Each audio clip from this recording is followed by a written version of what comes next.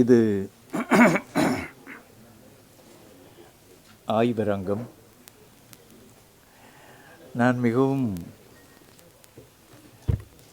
இருக்கட்டும்.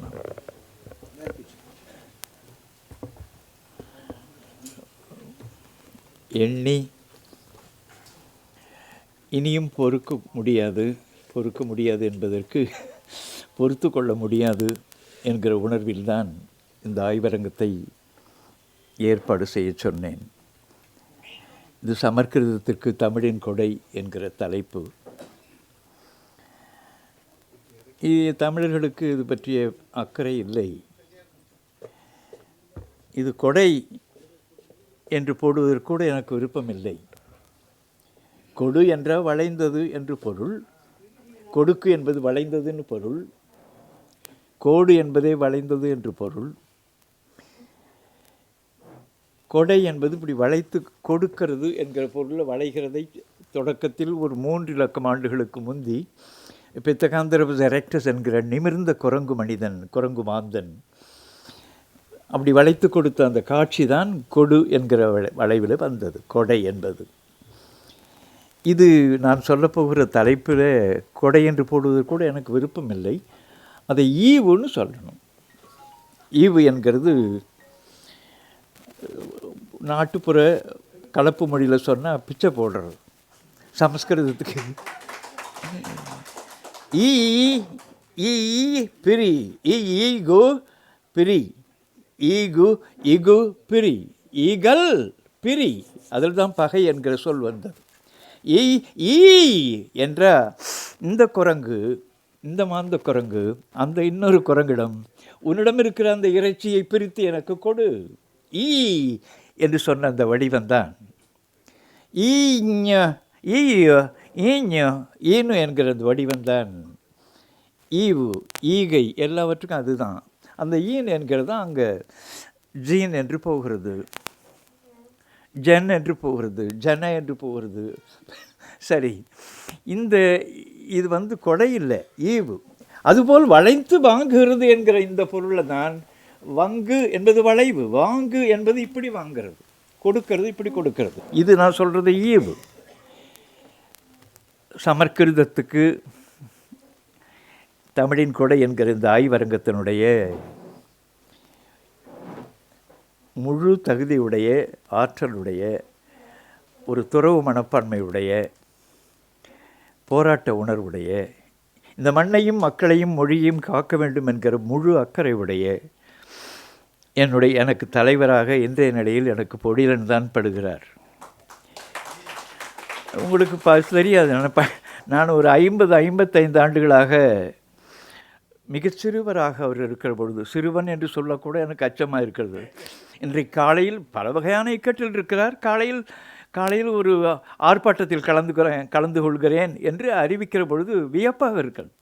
வாழ்க்கை முழுக்க போராட்டம், போர், தண்டனை பெற்று, ஒரு ஆயுள் தண்டனை பெற்று அப்படி இருக்கிற அந்த நிலைகளில் அத்தனை ஆண்டுகளில் 10.5 ஆண்டுகள் அவர் உள்ளே இருந்தார் என்கிறதை எண்ணி பாருங்கள். நாம் ஒரு சின்ன ஈகங்கூட நாம் செய்கிறதில்லை வாழ்க்கையில். ஒரு சின்ன நிலையில் கூட பிறருக்கு துணையாகவோ பிறருக்கு ஆக்கமாகவோ இருக்கிறதில்லை. அவர் 10.5 ஆண்டுகள் உள்ளே இருந்து வந்து அவர் குடும்பத்தில் இன்றைக்கும் படுகிற அந்த தொல்லைகளெல்லாம் பார்த்து நான் அவரை பார்த்து வியக்கிறேன்.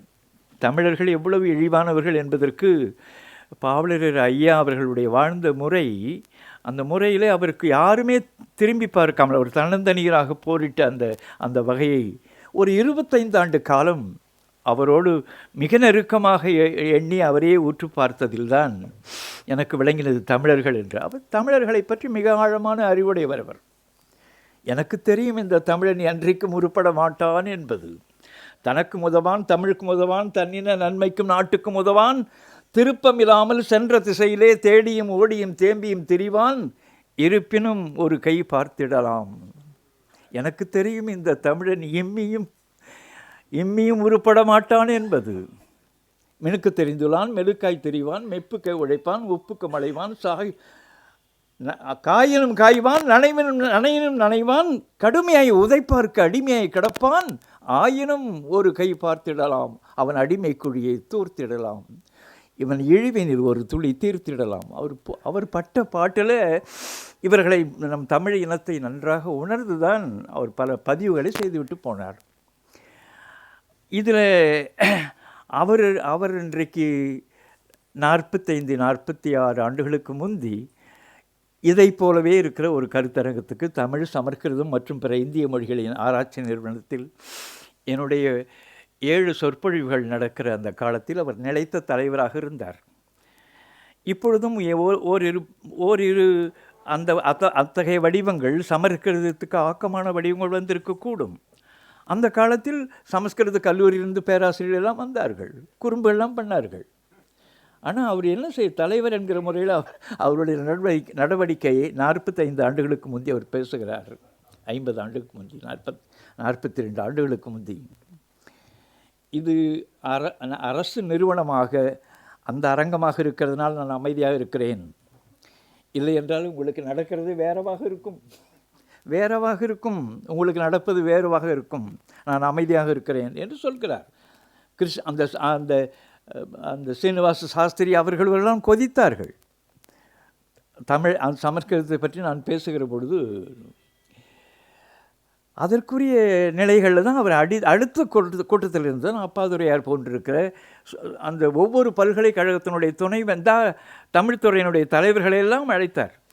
அது 6 பேர், சி பாலசுப்ரமணியன், அந்த அரவாணன், பொற்கோ எல்லாம் ஒவ்வொரு கருத்தரங்குக்கும் ஒவ்வொரு அரங்குக்கும் அவர்கள் கருத்துரையாளர்களாக வந்தார்கள். எதற்கு சொல்லுகிறேன், அந்த ஏறத்தாழ 1982க்கு பிறகு நடக்கிற இன்றைய கூட்டத்திற்கு எனக்கு பொழிலை விட்டால் வேறு யார் தலைவராக இருக்க முடியும்? அவரை அப்படியே அவருடைய போராட்ட உணர்வோடும், அவருடைய அறிவோடும், அவருடைய வினையாண்மையோடும், அவருடைய ஈக உணர்வோடும் இருக்கிற ஒரே வடிவமாக எனக்கு பொழில்தான் தோன்றுகிறார். அவருடைய தலைமையிலே தான் இது தொடங்க வேண்டும் என்று தொடக்கத்திலேயே இப்படி ஒரு போர் தொடக்க வேண்டும், அதற்கு இவர்தான் தலைவராக இருக்க வேண்டும் என்று எண்ணி அவரை கேட்டேன். அவர் ஒதுங்கி கொண்டார், சொற்களால் ஒதுங்கி கொண்டார். இருந்தாலும் நான் இன்றைக்கு அழைக்கிறேன், என்னுடைய விருப்பமான தலைவர் அவர்களே, மிகச்சிறந்த ஆற்றலுடைய, இந்த மண்ணை பற்றி ஆழ்ந்த அக்கறையுடைய, அறிவாற்றலுடைய பெரும்புலவர் செந்தலை கௌதமனார் அவர்களே, வரவேற்புரை ஆற்றிய மாமா தாமரைக்கோ அவர்களே, அறிஞர் பெருமக்களே, இங்கு உள்ளே வந்திருக்கிற கூட்டம் என்கிறது பொதுவாக அவையினர் என்று சொல்ல முடியாது.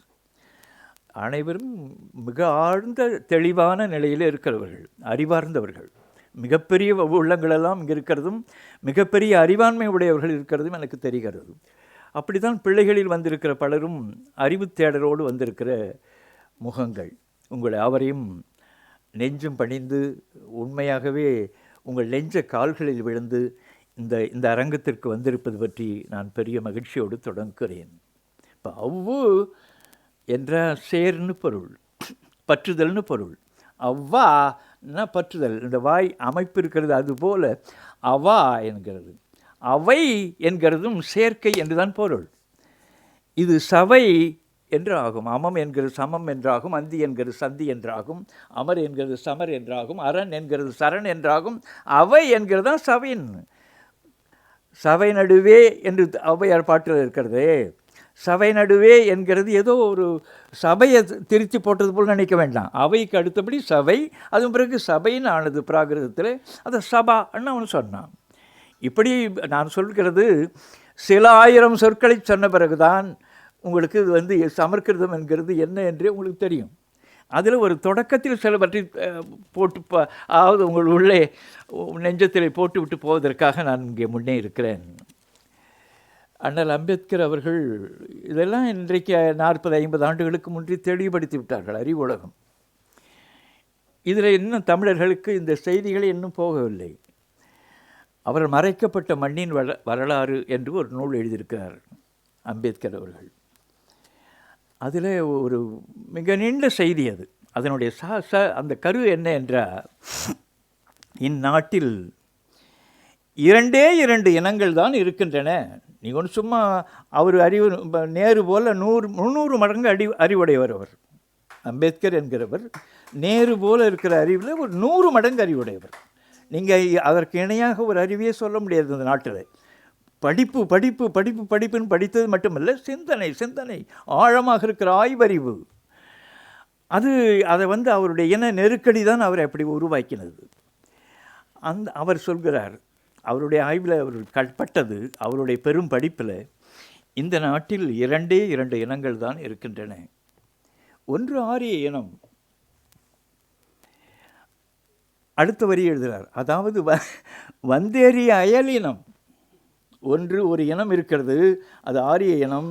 அது ஏறிய இந்த இடத்துக்கு உள்ள நுழைந்திருக்கிற அயலினம். மற்றொன்று தமிழினம்.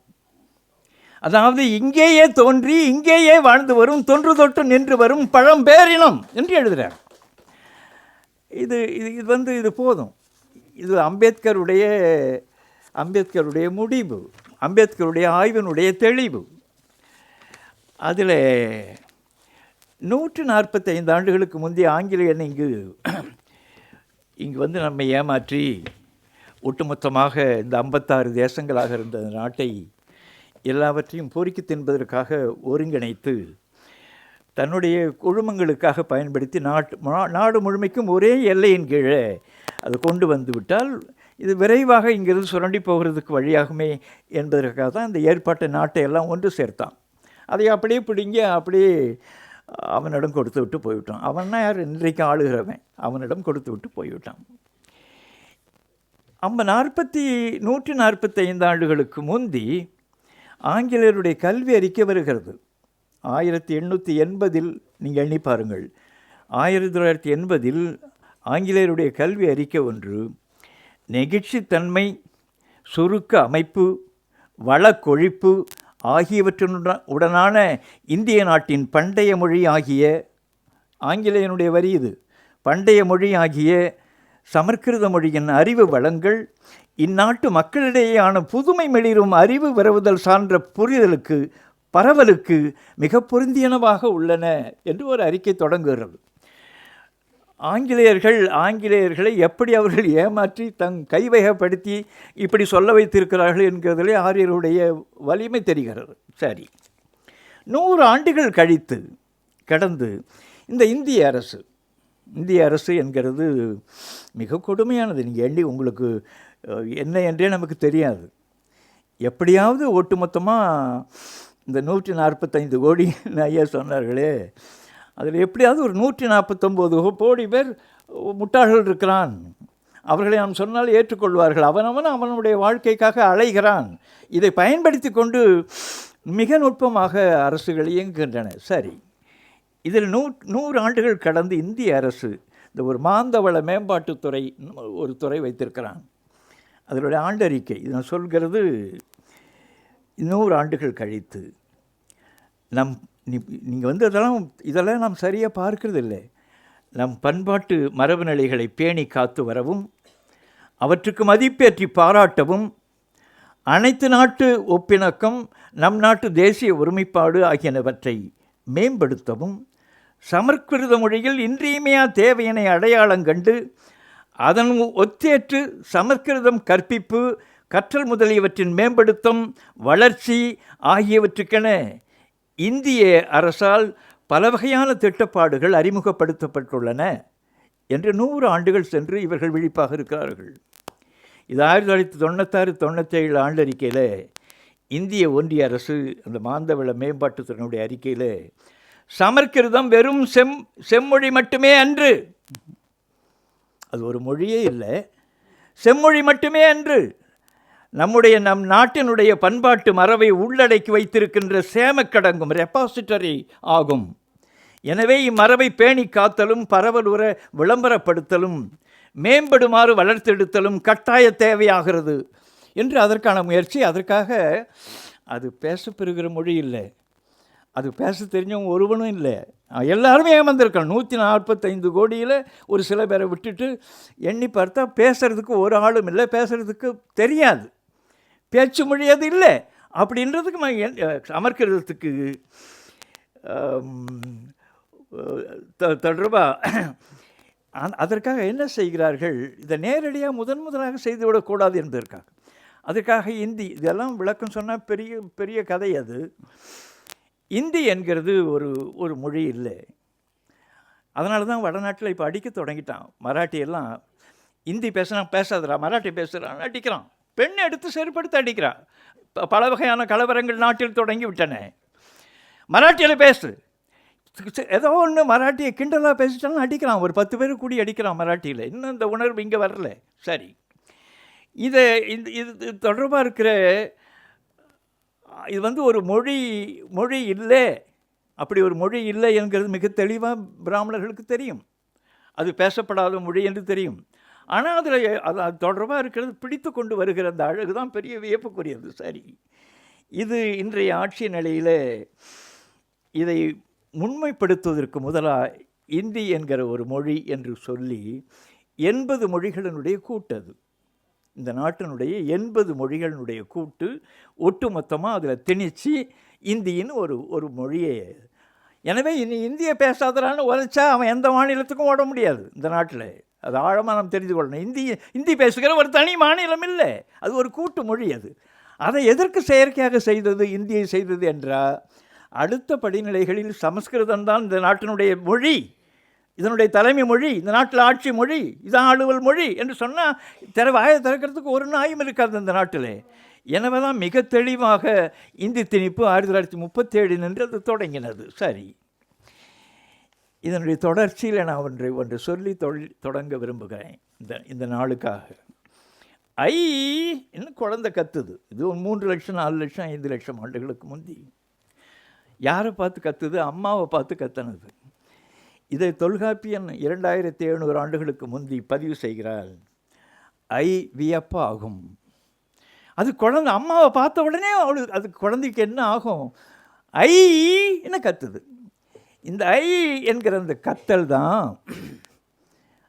ஐயை என்பது தாயை குறித்தது. ஐயன் ஐயா என்கிறது அப்பாவை குறித்த சொல். இந்த ஐயா என்கிற அந்த வடிவம்தான் மேலை ஆரியத்தில் போய் சுற்றி தெரிந்து சயோர்னு ஆனது. சயோர் என்ற ரெஸ்பெக்டட் மேன், ஒரு மிகுந்த மதிப்புடைய ஒரு ஆளை சொல்கிறதுக்கு சையோர்னு சொல்லணும். அதுதான் சார்னு ஆகுது. இந்த முண்டான் ஐயான்னு கூப்பிடுறது அருவறுப்பு என்றும் சார்னு கூப்பிடுறது ஒரு வழக்கமாக வைத்துக் கொள்ளுகிற முட்டாள்தனம் இருக்குதே. அந்த சாரே ஐயா, அதுக்குள்ளே ஐயா கிடக்குது. சரி, ஐயை, இந்த என்கிறது பெண்ணை குறித்தது, தாயை குறித்தது. பக்கத்தில் இருக்கிற இருக்குல்ல, இந்த ஒரு பெண்பால் ஈராக மொழியில் போகும். நடி இருக்குது, நடியன் என்பதுதான் நடிகன் என்றானது. நடியை என்கிறது நடிகை என்றானது. இந்த என்கிறது என்ன தெரியுமா? நடிகை என்று முதல்ல வளர்ந்தது அம்மாவை குறிக்கிற அந்த சொல் தான் பெண்பால் ஈராக அந்த தமிழில் போகிறது. அது கிடக்கட்டும். இப்போ ஐன்னு கூப்பிட்டது, ஆயின்னு கூப்பிட்டது. இந்த மண்ணில் எல்லாரும் தாயை பார்க்கிற பொழுது ஆயி என்று கூப்பிடுகிற மண் இந்த மண். அப்படி ஒரு 3 லட்சம் 4 லட்சம் ஆண்டுகளில் அம்மாவை பார்த்த உடனே ஆயின்னு கூத்துறது. ஆனால் இதோடு இந்த குரங்குகளுக்கு, இந்த தமிழ குரங்குகளுக்கு ஒரு பெரிய பண்பாட்டு நிலை இயல்பாகவே இருந்தது, ஒரு ஒருங்கிணைப்பு நிலை. எல்லா பெண்களை பார்த்த உடனேயே ஆயின்னு கூப்பிடுற வழக்கு. அப்போ தாயை குறிக்கிறதுக்கு ஒரு தனி சொல் இவனுக்கு தேவைப்பட்டது, தமிழனுக்கு தேவைப்பட்டது. தா என்கிறது கொடு என்று பொருள். தா கொடு என கிழக்கும் ஒன்றும் இரவின் கிளவி ஆகிடனுடைய அவற்றில் என் கிளவி இழிந்தோன் கூற்றே, தா என் கிளவி ஒப்போன் கூற்றே, கொடு என் கிளவி உயர்ந்தோன் கூற்றேன்னு தொல்காப்பியத்தில் இன்றைக்கு 2700 ஆண்டுகளுக்கு முந்தி பதிவு வருகிறது. தான்னா கொடுன்னு பொருள். இந்த தா அங்கே போய் கிரேக்கத்தில் அப்படி தான் விழுந்தது. தானம் என்று சொல்லுகிற அந்த விழு தான் தானம் என்கிறது தான் டோனா என்ற டொனேஷன் என்கிறதெல்லாம் வருகிறது, கொடுக்கிறது. இந்த தா என்கிற இந்த சொல்லை அப்பாவை நோக்கி சொல்லுகிற பொழுது தான்னு தான் இந்த குழந்தை சொன்னது, தமிழ் குழந்தை சொன்னது. தான்னு அப்பாவை சொன்னது. அவள் தான் காட்டினாள், இவன் தான் அப்பன் அப்படின்னு காட்டின பொழுது தான்னு சொல்கிறது. இவன் தான் தந்தவன் என்கிறதுனால. இப்போ புரியுதா உங்களுக்கு? தாத்தான்னா என்னன்னு? அப்பாவுக்கு அப்பா, சும்மா இல்லை, விளையாட்டில் இந்த மொழி தாத்தா என்ன. அதுபோல் ஆய் என்கிறது தாய், ஆயாய் என்கிறது ஆயான்னு நின்றது. ஆயா என்ன. சரி, இந்த ஆயின்னு கூப்பிடுற இந்த பண்பாட்டு மண்ணில் தா என்கிற ஒரு சொல்லை சேர்த்து இவள்தான் தந்தாள் என்கிற அடிப்படையில் தாய் தாய்ன்னு சொல்ல வேண்டி வந்தது. தாயின்னு எல்லாரையுமே தாய் தாய் தாயின்னு அப்படி பெண் வடிவங்களை எல்லாம் கூப்பிடுகிற இந்த மண்ணில் உண்மையான தாயை, பெற்ற தாயை, ஈன்ற தாயை சொல்வதற்கு மறுபடியும் ஒரு சொல் தேவையாகிறது. நல் என்ற என்ன தெரியுமா? நல்னு ஒரு சொல். நல்ல என்ற என்னென்னா உண்மையானன்னு பொருள், உரியன்னு பொருள். நல்ல பாம்பு என்று சொன்னால் நன்மை தரக்கூடிய பாம்பு இல்லை. எது பாம்போ அது பாம்பு. பாம்பு என்கிறதுக்குரிய அத்தனை இலக்கணம் அடைந்தது எதுவோ அது நல்ல பாம்பு. நல்ல அவருக்கு ஐயாவுக்கு நல்ல அடிங்க அப்படின்னா நன்மை தரக்கூடிய அடி இல்லை. அடின்னா என்னவோ அந்த அடி செம்மையாக அவருக்கு விழுந்ததுன்னு பொருள். அந்த அந்த அந்த வகையில் நல் என்கிற அந்த சொல் அது உங்களுக்கு சொன்ன வியப்பிருக்கு. நான் சொல்வதற்கு எல்லாவற்றையும் கடந்து நான் போகிறேன். என்கிறது பெருக்கம், ஆகு என்கிறது பெருகு, ஆகல் என்கிறது பெருக்கம். ஆகல் பிறகு ஆகல் அகல் என்ற பெருக்கம், விரிவு. அகல் என்கிறது ஆள் என்று நின்றது. ஆள் என்கிறது யாழ் என்றானது. சரி, அது கிடக்கட்டும். இந்த அகல் என்கிறது ஆகல் அகல் யாகல் யாகல் ஞாகல் ஞால் என்றான பிறகு பரப்புன்னு பொருள், விரிவுன்னு பொருள். அதுதான் ஞாலம் என்று வந்தது. பாவனர் சொல்கிறது போல தொங்கிறதுனால அது சொல்லவில்லை. பரப்பு, பார் என்கிறது எதுவோ அதுதான் ஞாலம். இந்த ஞால் என்கிறது ஞல் என்று குறுகின பிறகு பெரிய, உண்மையான, அதற்கே உரிய என்கிற பொருள் தான் ஞல் என்றானது. ஞல் என்கிற நனி என்ற மிகுதியான பரவலான பொருள். சால உருதவன் அணிகூர் கழிமிகள் என்று இலக்கணத்தில் சொல்வார்கள். நனி என்ற மிகுதி, நன்னன் என்ற பெரியோன், பெரியோன் என்று பொருள். நன்று என்கிறதுக்கு தொல்காப்பியனுக்கு 2700 ஆண்டுக்கு முந்தைய சிக்கல்.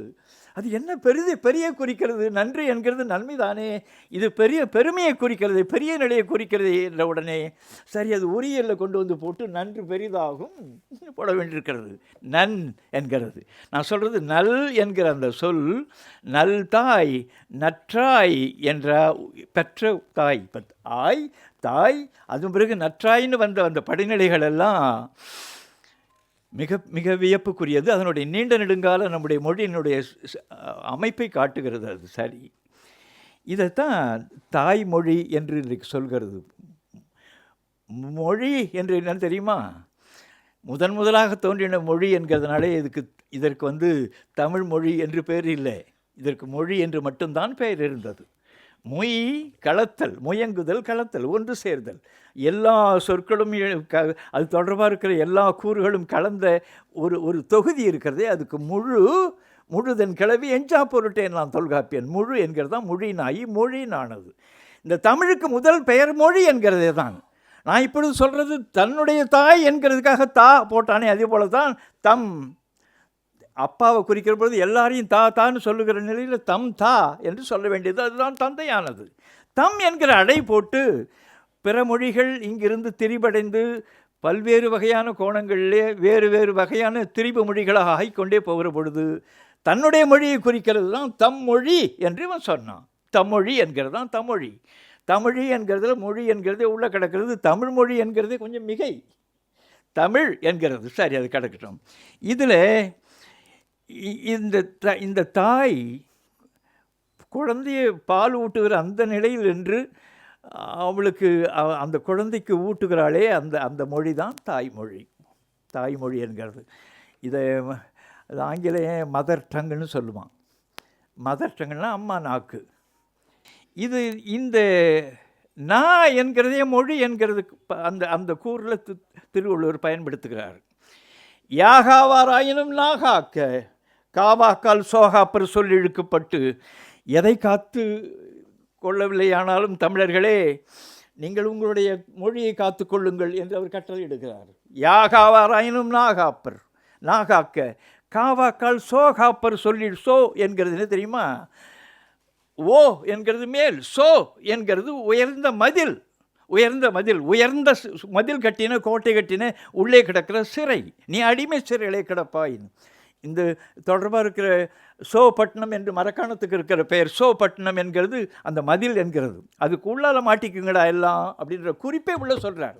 எதை காத்து கொள்ள வேண்டியானாலும் உன்னுடைய மொழியை காத்துக்கொள், அதில் தான் எதிரி உனக்கு கை வைப்பான், உன்னை அடிமைப்படுத்துவான். எல்லா நுட்பங்களும் அதுக்குள்ளால் கிடக்கிறது.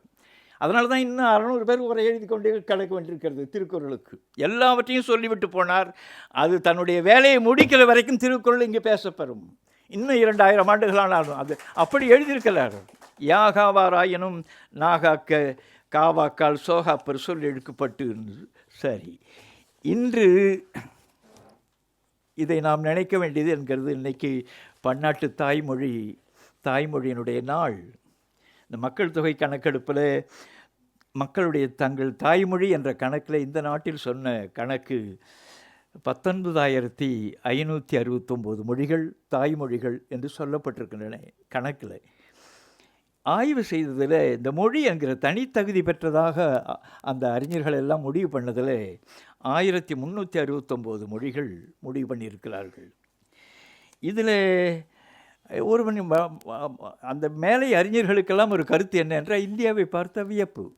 இது ஒருவன் இந்த மியூசியம் ஆஃப் லாங்குவேஜஸ் இந்தியாங்கிறது ஒரு இந்த மொழிகளினுடைய கருவூலம், மொழிகளினுடைய தொடர்பாக இருக்கிற அது சொல்கிறது என்னது கருத்து தொடர்பாக அந்த அரங்கம் என்னதுக்கு அது சொல்கிறது? அருங்காட்சியகம். இது மியூசியம் ஆஃப் லாங்குவேஜஸ். இது உண்மையிலே இந்த நாட்டினுடைய முருங்காட்சியகம் என்று அவங்க எத்தனையோ மொழிகளை, பல்லாயிரக்கணக்கான மொழிகள் இருக்கிறதை பார்த்து தான் அது சொன்னான். சரி, இதில் கடைசியில் என்ன முடிவுக்கு வந்தார்கள்? 10,000 பேருக்கு மேலே பேசுகிற மொழிகள் என்கிற அளவுக்கு கணக்கு எடுத்துக்கொண்டு 10,000 பேருக்கு மேலே பேசினாங்கன்னா அது ஒரு மொழி, அப்படி கணக்கு கொள்ளலாம் என்று இதில் தனி மொழி என்கிற கணக்கில் இன்றைக்கு 1369 மொழிகளை நிறுத்தியிருக்கிறார்கள். இதிலே அடிப்படை மொழிகளாக 121 மொழிகள் உள்ளன என்கிறார்கள். இந்த வழக்கில் உள்ள இது தொடர்பாக இருக்கிற பன்னாட்டு நிறுவனம் எத்தனோ லாக் என்கிற ஒரு நிறுவனம், அது லாங்குவேஜஸ் இந்தியா என்கிற ஒரு கணக்கெடுப்பில் 424 மொழிகள் இருக்கின்றன என்று. இதுக்குள்ளால் சமஸ்கிருதம் இல்லைங்க. ஆனால் சமஸ்கிருதம் இந்த நாட்டில் எப்படியாவது இந்த நாட்டு முழுக்க எல்லாருடைய மூலையிலையும் அந்த திணிக்க வேண்டும் என்கிற முயற்சியை 2000 ஆண்டுகளாக தொடங்கப்பட்டு விட்டது. 2000 ஆண்டுகளாக முயற்சி நடக்கிறது. அது கனியும் என்று அவன் கனவு கண்டு கொண்டிருக்கிறான் வடநாட்டில். இவன் ஒன்றுமே தெரியாது. இவனுக்கு தொடர்பாக அந்த தேர்தல் நேரத்தில் நிரம்ப காசு கொடுக்குறவன் எவனோ அவனுக்கு நேர்மையாக போடுகிறதில் நாம் தெளிவாக இருக்கிறோம். சரி, இதில் இந்த யுனெஸ்கோ நிறுவனம் உலக மொழிகள் என்கிறதுல இதுவரை இந்தியாவில் 40க்கு மேற்பட்ட அடிப்படையான மொழிகளில் 40 மேற்பட்ட மொழிகள் அழிந்து விட்டன என்று யுனெஸ்கோவில் சொல்லி முடிச்சுட்டான். அழிகிற நிலையில் இருக்கிறது 200, அதில் தமிழும் ஒன்றுன்னு சொல்கிறான். அதை ஒன்றுமே செய்ய முடியாது. தமிழை எந்த தமிழனும் காப்பாற்றி கொண்டிருக்கவில்லை, அறிஞர்கள் காப்பாற்றவில்லை. அதனுடைய அடிப்படையான இயற்கை கட்டுமானம் அதை தன்னைத்தானே காத்து கொண்டிருக்கிறது. இது யாருக்குமே தெரியாது.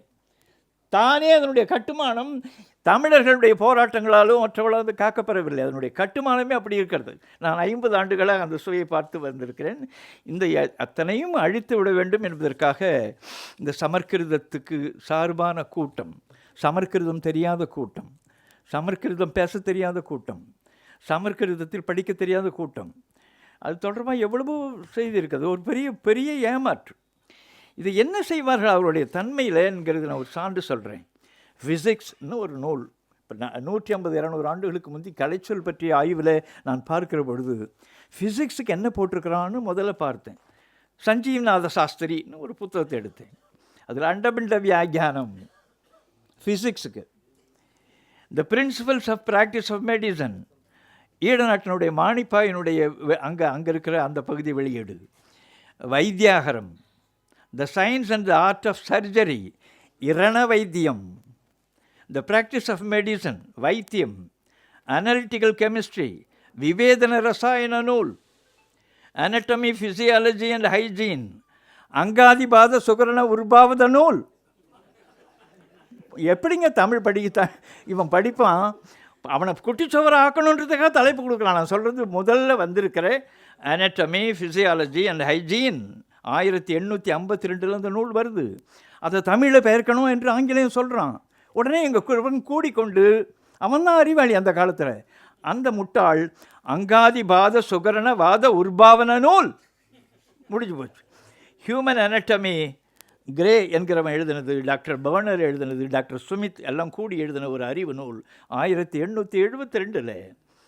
மனுஷ அங்காதிபாதம், ஹியூமன் அனட்டமி, ஹியூமன் ஃபிசியாலஜி, கெமிஸ்தம், அது தொடர்பாக இருக்குது, கெமிஸ்ட்ரி, ஃபார்மகோபியா ஆஃப் இந்தியா, இந்து பதார்த்த சாரம், ஃபிசியாலஜி சரீர சாஸ்திரம், கெமிஸ்ட்ரி ரசாயன சாஸ்திரம், ஃபிசிக்ஸ் மறுபடி திருந்துறான் பௌதிக சாஸ்திரம், ஏ காம்பண்டியம் ஆஃப் இங்கிலீஷ் மெடிக்கல் சயின்ஸ், இந்த மானிட இது தொடர்பாக கைனிகாலஜின்னு வருது.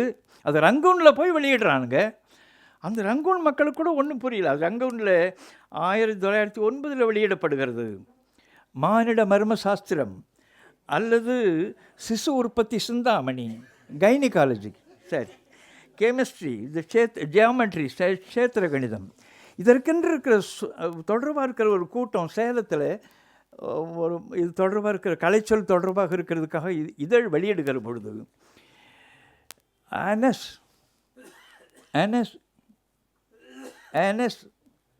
என்கிறது வெளியே போகிற இடம், ஆசன துவாரம், அபானம், இதான் இந்த பயலுக்கு தெரியணுன்றதுக்கு நம்ம போடுறோம் ஆசன துவாரம். இப்போது உள் தொலை, சுல் தொலை, சுல் சுல்து சுற்று தொலை, சுற்று சூற்று தொலை, சூத்து இன்னும் ஒரு சொல் வருகிறதுக்கு உள்ளால அந்த தொலை இருக்குது.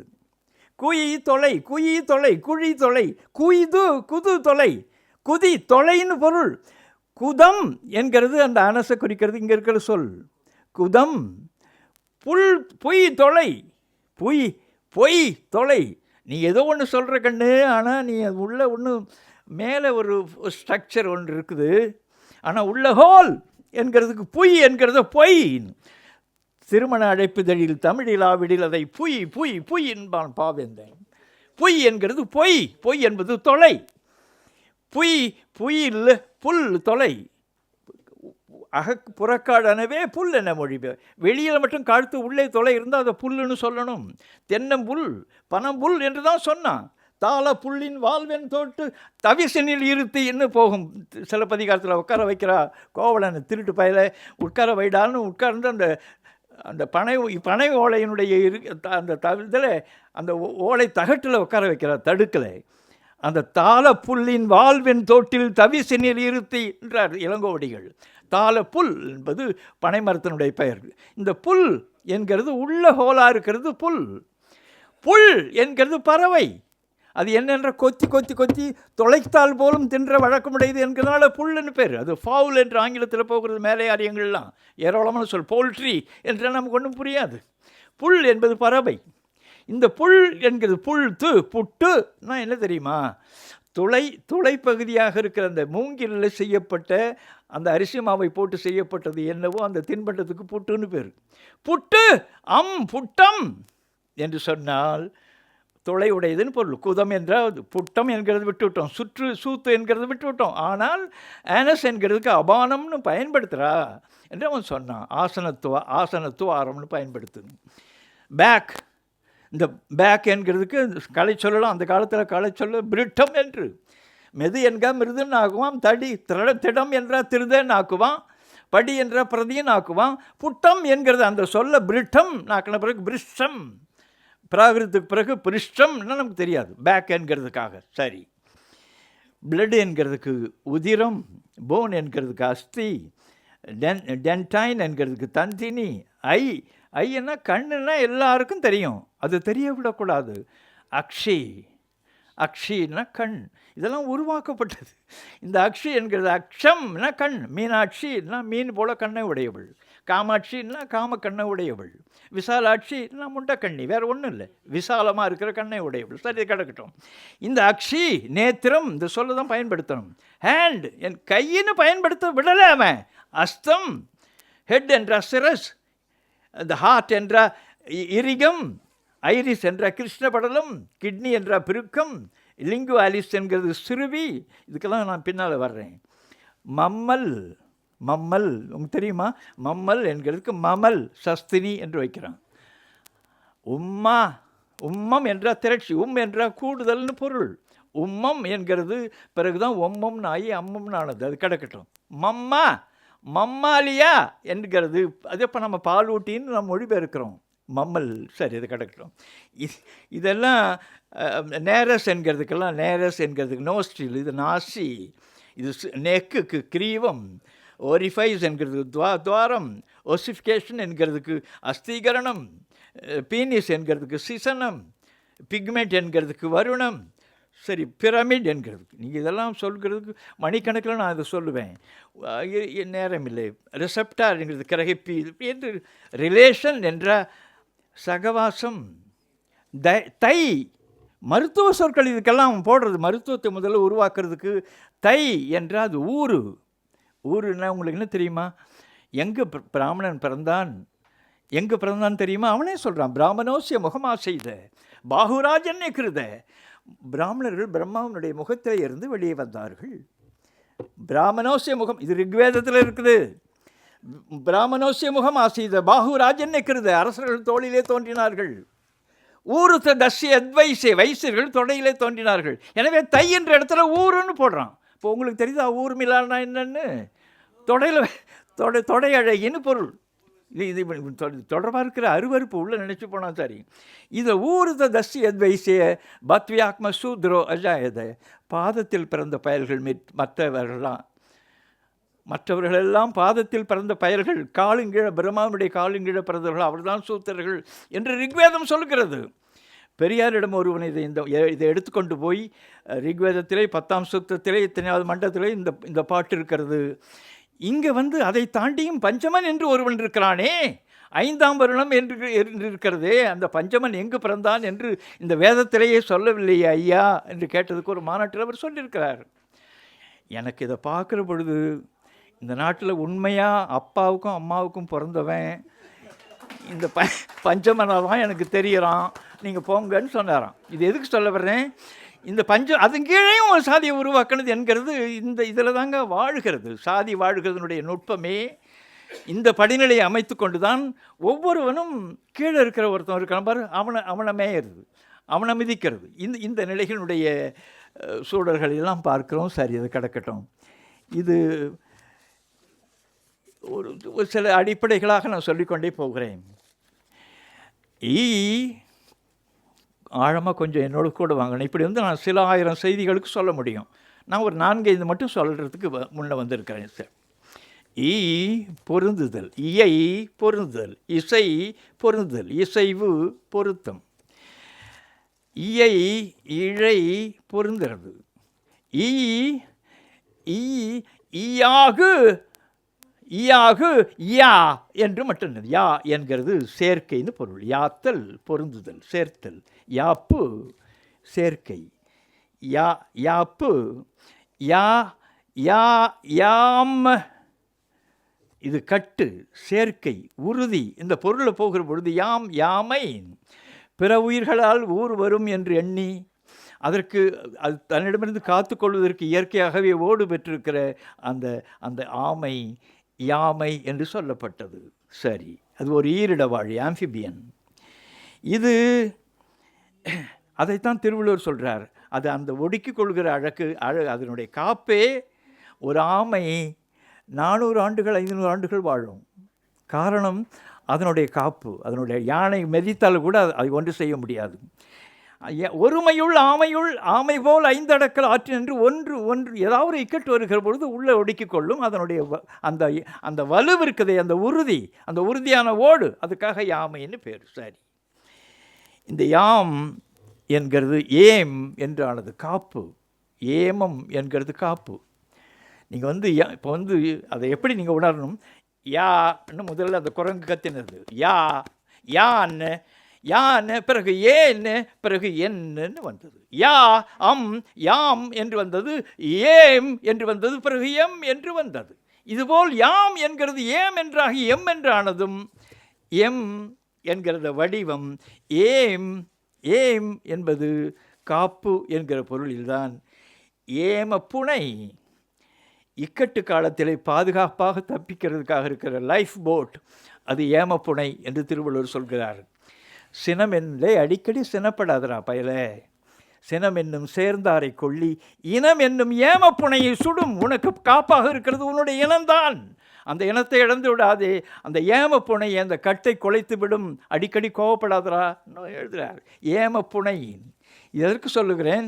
இந்த ஏமத்துக்கு பிறகு அது காவல், காப்பு என்கிற பொருளில் போகிறது. எல்லா உயிர்க்கும் ஏமமாகிய புறநானூற்றில் போகும்.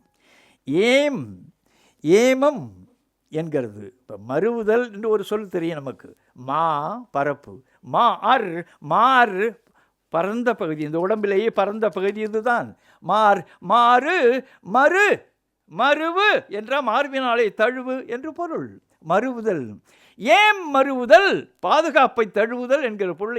மறுவா, ஏமரா மன்னன் என்றால் பாதுகாப்பினை தழுவாத மன்னன், பாதுகாப்பினை உருவாக்கி கொள்ளாத மன்னனுக்கு ஏமரா மன்னன் கெடுப்பார் இலானும் கெடும் என்கிறதற்கு பதிவு செய்கிறார்.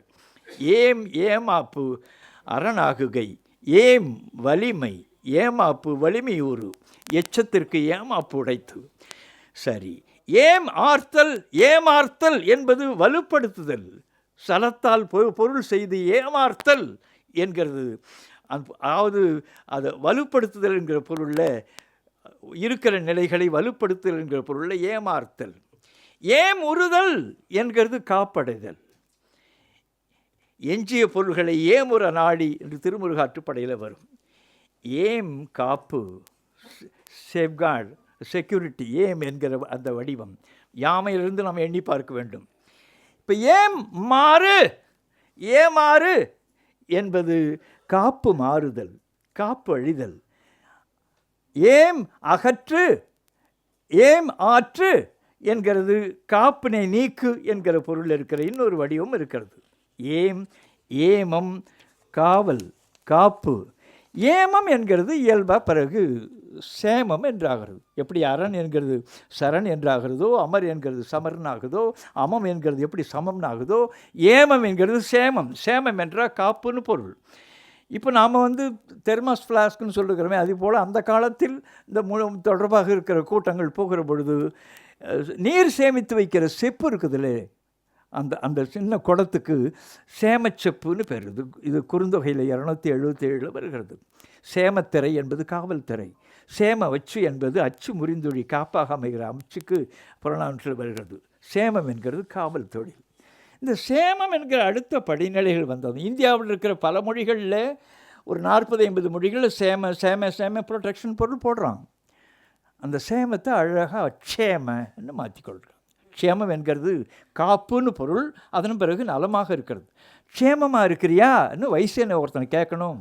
ஒரு பிராமணனை பார்க்குற பொழுது குசலமாக இருக்கிறியா, குசலம் என்கிறது குஷியாக இருக்கிறது. நீ குசலமாக இருக்கிறியா, இது தொடர்பாக இருக்கிற ஒரு வைசியனை பார்க்கிற பொழுது வைசிய கம்ய க்ஷேம என்று நீ க்ஷேமமாக இருக்கிறியான்னு கேட்கணும். சூத்திரனை பார்க்கறது பொழுது ஆரோக்கிய ரச, சூத்திர வசு ஆரோக்கிய ரச, ரோகுனா நோய், குஷ்டரோகினா குஷ்டம் பிடிச்சவன், ஆரோக்கியனா நோய் இல்லை, நோய் இல்லாமல் இருக்கேடா அப்படின்னு தான் ஒரு சூத்திரன் இன்னொரு சூத்திரனை பார்க்குற பொழுது ஆரோக்கியமாக இருக்கியா அப்படி. ஆரோக்கியம்னா என்னன்னு தெரியாமல் எல்லோரும் கிடக்கிறோம். ஆரோக்கியம்னா நோய் இல்லாமல் இருக்கிறது. நோய் இல்லாமல் இருக்கிறியா, என்ன அமங்கலமான பேச்சுன்னு நினைத்து பாருங்கள். சரி, இதை கிடக்கட்டும். இந்த க்ஷேமம் இதில் இன்னொரு பகுதிக்கு போகிறேன். இப்போ ஒன்றாக இப்படித்தான் இந்த சொல் உருவாக்கியிருக்கு. நான் ஒரு 1000 சொன்ன பிறகு தான் உங்களுக்கு நிரக்கும். அது ஆக்கத்தில் வரும். சரி, கை கருமை, கயல் கரிதாகி இருக்கிற கெண்டை மீன், அதனுடைய வடிவமே அந்த அது அப்புறம் பின்னால் பார்த்துக்கலாம். கயம் கரிக்குருவி, கயம் யானை, இது பிராகிருதத்தில் கய என்று மாற்றிருக்கிறான். சமஸ்கிருதத்துக்கு போகும்போது கஜன்னு ஆகிடும். கயம் கை, கருப்பு, கரி, அதனால தான் கரிமா என்று பொருள். என்கிறது கருப்பு, யானை என்கிறது கருப்பு விலங்கு என்கிற பொருள் தான் யானைன்னு வைத்தான். சரி, இதை கை, காய், காயா என்கிற ஒரு வகை ஒரு பூ. காயாம்பூ வண்ணனை நீ காணுமாறே, காயாம்பூ என்பது கருநிறமாக இருக்கிற திருமாலை குறிக்கிறதுக்கு காயாம்பூ வண்ணன் என்று சொல்வார்கள். சரி, கையில் கல், கல்து, கற்று, கரு, கருப்பு. சரி, கள் கருப்பு, கலர் கருப்பு நிறம் சூடாமணி. காலாள் கலரில் நரியடும் கண்ணஞ்ச வேளாண் முகத்த களிறு. கண்ணங்கரையில் இருக்கிற கருஞ்சேற்று நிலம் இருக்குது, அதுக்கு கலர்னு பேர்.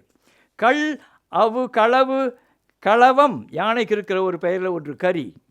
கரு கரும் களவு என்கிறது ஒரு பழம், கலாப்பழம். அந்த ஒரு பாட்டில் களங்கனியை கார் என செய்தாரும் இல். கலாக்கனியை போய் யாராவது கருப்பாக்குவார்களா? ஏன்னா அது நிறமே அதுதான். கள் காள் காளி, கருப்பு தெய்வம். கள் கண், கருமணியை கருவாக கொண்டிருக்கிற அந்த பார்வை உறுப்பு. கருமணியிற் பாவாய் நீ போதாய், யாம் வீழும் திருநுதற்கு இல்லை இடம். உள்ளே இருக்கிற கருமணியில் இருக்கிற பாவையே நீ போய்விடு. கருமணியிற் பாவாய் நீ போதாய், நீ போதாய் என்றால் நீ போ. கருமணியிற் பாவாய் நீ போதாய், யாம் வீழும் திருநுதற்கு இல்லை இடம். அழகிய நெற்றினையுடைய என்னுடைய காதலில் இருக்கிறாளே, என்னுடைய மனைவி இருக்கிறாளே, அவளை இந்த இடத்தை விட வேறு இடமில்லை, எனவே உள்ளே இருக்கிற பொம்மையே போ. திருக்குறள் இது. கருமணியிற் பாவாய் நீ போதாய், யாம் வீழும் திருநுதற்கு இல்லை இடம். இந்த கண் என்கிறது உங்களுக்கு நான் பின்னால் வருகிறேன். இதுக்கு முன்னால் இன்னொரு பகுதிக்கு போகிறேன். மேல், மேல், உது மேல், உதை என்ன மேலாக ஏற்று என்று பொருள். உதி என்ற மேல் எழு என்று பொருள். இதில் தான் உதய என்கிற சொல்லலாம் வருகிறது. சரி, கிடக்கட்டும். உதி என்கிறது ஒரு மரம், இப்படி நெட்டுக்காக வளர்ந்து கொண்டே போகிற மரம். உதிமரக் கிளவியும் அதனோர் அற்றே என்று தொல்காப்பியன் பதிவு செய்கிறான். சரி, உதிமரக் கிளவியும் அது. இந்த உதி என்கிறது தான் இன்றைக்கு ஒதி நாயி ஒதிய மரம் என்று சொல்லப்படுகிறது. அதுக்கு ஒதைரா என்கிறது தான் பொட்டானிக்கல் நேம். சரி, உதியன் மேலே மலைநாட்டில் இருக்கிற மன்னன், சேர மன்னன். உதியன் சேரலாதன். உதுவ உதோ இதெல்லாம் விட்டுட்டோம். உதோள் உதோழி இந்த சொல்லலாம். உதோன்னா மேலே இருக்கிறதுன்னு பொருள். அவன் சொல்லும்பொழுது உதுவகான் அவர் ஊர்ந்த தேரேன்னு வரும். உதைத்தல் என்ற மேலே ஏற்றுதல்னு பொருள். சரி, சுட்டி கவனிக்க செய்வதற்குரிய குறிப்பு அதெல்லாம். இது அத்தம் நடுகள் ஆளென உதைத்த காண யானை. போய்கொண்டே இருக்கிறது யானை, ஆள்னு நினைத்து கொண்டு அந்த நடுகளை உதைக்கிறது என்று ஆளென உதைத்த எற்றின என்று பொருளில் போகிறது. இந்த உதை என்கிற சொல்தான் உதை என்கிறது சுதை என்று ஆகிறது. சுதை என்ற சுண்ணாம்பு. அதில் நீரை ஊற்றினால் பொதன்னு மேலே எழுகிற அந்த காட்சியை இவனுக்கு வியப்பளித்திருக்கிறது. உதை என்ற மேலே பொங்கி வருகிற அந்த காட்சி உதை என்கிறது சுண்ணாம்பை குறிக்கிறதுக்காக இருக்கிறது. சுதை என்கிறது. திருவள்ளுவர் சொல்கிறார், ஒள்ளியர் எல்லாரிடமும் பேசிவிடாதே, ஒள்ளியர் முன் ஒள்ளியராதல், வெள்ளியர் முன் வான் சுதை வண்ணங்குழல். ஒளிபுரிந்தி அறிவுடையவனா, அவங்ககிட்ட உன்னுடைய ஒளிபுரிந்தி அறிவை காட்டு, எல்லா முண்டங்களிடமும் நீ அறிவை சொல்லாதே என்றார். ஒள்ளியர் முன் ஒள்ளியராதல், வெள்ளியர் முன் வெள்ளையாக இருக்கிறான் பாரு, உள்ள ஒன்றுமே இல்லாத பிளாங்க், அந்த வெள்ளியர் முன் வான் சுதை வண்ணங்குழல், ஒளிபுரிந்திய சுண்ணாம்பு போல அவனை விட முட்டாளாக நீ இரு, அவனிடம் எந்த அறிவு செய்தியும் சொல்லாதே, அதில் பல வகையான சிக்கல் இருக்கிறது என்று சொல்கிறார். வான் சுதை என்கிறது ஒளிபுரிந்திய சுண்ணாம்பு. இந்த சுதை என்கிறது சிக்கல் இல்லாமல் சுதையை நீங்கள் சுதான்னு மாற்றிக்கிறான். சுதா என்று பேர் வச்சிருக்கிறது இருக்கிற சுண்ணாம்புன்னு பொருள். வெள்ளை அதெல்லாம் கருணாமிர்தம் என்னென்னமோ கதாமிர்தம் அதுக்குதுன்னு போட்டு அமுக்கிழமை அந்த வேலை தான் செம்மொழியில் கொண்டாந்து பாப்பான் அழகாக நிறுத்தியிருக்கிறான். குட்டிச்சோரா போட்டு இந்த மண்ணுன்றதுனால நீ ராமாயணம் சொல்லு, நீ ஒன்றும் தமிழ் ஆய்வு ஒன்றும் பிடுங்க வேண்டாம். சுதா என்கிறது என்னென்னா சுண்ணாம்புன்னு பொருள், வெள்ளைன்னு பொருள். இந்த சுதா இங்கே உள்ள ஒரு பெரியவர் ஒரு சுதான்னு பேர் வைத்ததுக்கு அவர் அந்த குழந்தைய கூப்பிடுறதே சுதான்னு தான் கூப்பிடுவார். சுதான்னு கூப்பிட வராது. சரி, அது கிடக்கட்டும். இந்த சுதா என்கிறது லைம் சுண்ணாம்பு, அது வெள்ளையாக இருக்கும் இல்லையா, அது லைம் என்கிறதுக்கு அடுத்த படிநிலைகளில் லைம் என்கிறதுக்கு ஒயிட் என்று பொருள் போடுறான். மானியர் வில்லியம்ஸில் போடுறான். சமஸ்கிருதத்தில் தாதுபாட வழியாக என்னென்னு சொல்கிறான்னு. இது சுண்ணாம்பு லைம், அது பிறகு ஒயிட் வெள்ளையாக இருக்கிறது தூய்மையாக இருக்கும் இல்லவா, எனவே சுத்த என்கிறது தூய்மையானதுன்னு. நம்மை பார்க்கிற பொழுதே ஒருத்தவன் இவர் சுத்த தமிழ் பேசுகிறவருங்க, தூய தமிழ் என்கிறதையோ ஒரு தனித்தமிழ் என்கிறது தாங்காமல் எதை பேசினாலும் சுத்தமாக தான் பேசுவாருங்க ஒரு சுத்த தமிழ்னு. அவன் இயல்பாக சுத்தன்னு ஒரு வடிவம் வர்றதுக்கு உது உதை சுதை சுதா சுத்தா என்று வந்து சுத்தி என்கிறதெல்லாம் ஏராளமான பதிவுகளில் அந்த சுத்தி என்கிறது தூய்மை, கிளீனிங் என்கிற பொருளில் போகும். அதெல்லாம் நூற்றுக்கணக்கான வடிவங்கள் இருக்கிறது. சரி, அது கிடக்கட்டும். உய் மேலே உயின்னு ஒரு ஒரு இயல்பாக பல்வேறு விலங்குகள் வருகிற காப்பில்லாத அந்த விலங்குகள் கூட்டத்திலேயே உய் என்ன எனக்கு சொன்ன உடனே மேலேறி தப்பித்து கொள்ளும் பொருள். உய் என்பது மேலேறுன்னு பொருள். உய் உயர், மேல், உயரம், மேல், உயர்த்தி, மேல். இதை சொல்கிறதுல கொச்சையாக சொல்லி ஒசத்தினாயி நீ பெரிய ஒஸ்தியான்னு கேட்குறான். ஒரு அரபி போல் பேசுகிறான். ஒஸ்தியானி அப்படின்னு. உயர்த்தி, இந்த உய் மேல், உச்சி, உச்சி மேல், உத்தி மேல். சரி, இந்த வகையில் உச்சிக்கிழான் கதிரவனை குறிக்கிற பொழுது உச்சிக்கிழான் கோட்டம் சிலப்பதிகாரத்தில் வரும். உச்சி குடுமி, உச்சந்தலை, உச்சம் சிறப்பு. சமஸ்கிருதத்தில் அப்படி உச்ச என்கிற அந்த வடிவத்தில் உச்ச என்று போட்டு நூற்றுக்கணக்கான வடிவங்களை அவன் காட்டுகிறான். சரி, இது கிடக்கட்டும். இதில் நான் இந்த கண்ணுக்கு மறுபடி வருகிறேன். மா இன்னும் ஒரு அளவு, மா என்ற அளவு. மா என் கிளம்பி வியங்கோளர் அசை சொல் தொல்காப்பியன் சொல்கிறான். ஒரு வியப்புக்குரிய பெரிய நிலையை அதனால தான் ஒரு நில அளவுக்கு சொல்லும்போது ஒரு மா இருமா அவருக்கு 7 மா நிலம் இருக்குதுங்க சொல்லுகிறது. மா என்கிறது அளவு. இது கிரேக்கத்தில் அப்படியே மெஷர்ன்னு இருக்குது, அளவு என்கிற பொருள். சரி, மாத்திரை என்ற ஒரு அளவாக உருட்டப்பட்ட குளிகை இருக்கிறது, டேப்லெட், அதுக்கு மாத்திரைன்னு பேர். எல்லாம் பெரும்பாலும் எல்லோரும் மாத்திரை சாப்பிட்றவங்கள தான் இருக்கிறோம். மாத்திரை என்கிறது அளவு என்கிற பொருளில் தொல்காப்பியன் சொல்கிறான். நம்முடைய முன்னோர்களுடைய பார்வை, கணக்கீடு, மொழி அமைத்த வகை என்கிறது தான். கண்ணிமை நொடி என அவ்வே மாத்திரை அளவு. ஒவ்வொரு எழுத்துக்கும் இப்படி சொல்லுகிற பொழுது கண்ணை இமைக்கிறது, பிளிங்கிங் ஆஃப் த ஐ, கண் அப்படி இமைக்கிறது இருக்குது, அது ஒரு கணக்கு. கண்ணிமை நொடி, கையில் இப்படி போடுற நொடிப்பு செய்திருக்கலே, இந்த நொடிப்பு அது ஒரு நேரம்.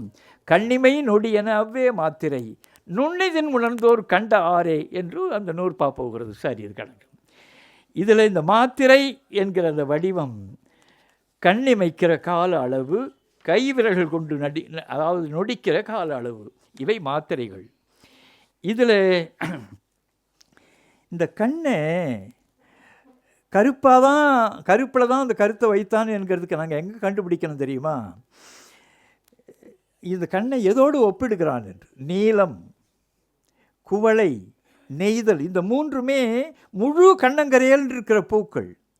இது தொடர்பாக 100க்கும் மேற்பட்ட இடங்களில் இந்த பெண்ணுக்கு ஓமையாக கண்ணை சொல்கிற பொழுது இந்த குவளையையும் நெய்தலையும் இது தொடர்பாக இருக்கிற அந்த நீளத்தையும் குறித்து 100 இடங்களுக்கு மேல் பதிவாக இருக்கிறது கண் என்கிறது. சரி, இதனுடைய கூட்டு சொற்கள் இந்த சாம்ப சிவம்பிள்ளையினுடைய அகராதி என்கிறதெல்லாம் மிகப்பெரிய அரிய வேலைகளை நம் முன்னோர்கள் செய்துவிட்டு போயிருக்கிறார்கள். அதில் 50 இடங்களுக்கு மேலே அந்த கண் தொடர்புடைய சொற்களை சொல்வார். இந்த கால அளவு குறித்த இந்த சொல் கணம் நொடி என்கிறது. இந்த கண் இமைக்கிற நேரம் இருக்கிறதே, அது ஒரு கால அளவினுடைய மாத்திரை. ஈயை பொருந்து, இம் இமை என்ற பொருந்துன்னு பொருள். இந்த மேல் இருக்கிற அந்த இதழும் கீழே இருக்கிற அந்த இதழும் புறத்திலே கண்ணுக்கு புறனாக இருக்கிற அந்த இதழ்கள் இரண்டும் மூடி திறக்கிற நேரம் இருக்குதே, அது இமயம் நிமிஷ என்று ஆக்கி கொண்டான். நிமிடம், நாம் நிமிடம்னு போட்டுக்கொள்கிறோம், நிமிஷன். இமை என்கிறத வடிவம் நூற்றுக்கணக்கான இமைப்பு வரை என்று பல இடங்களில் வருகிறது.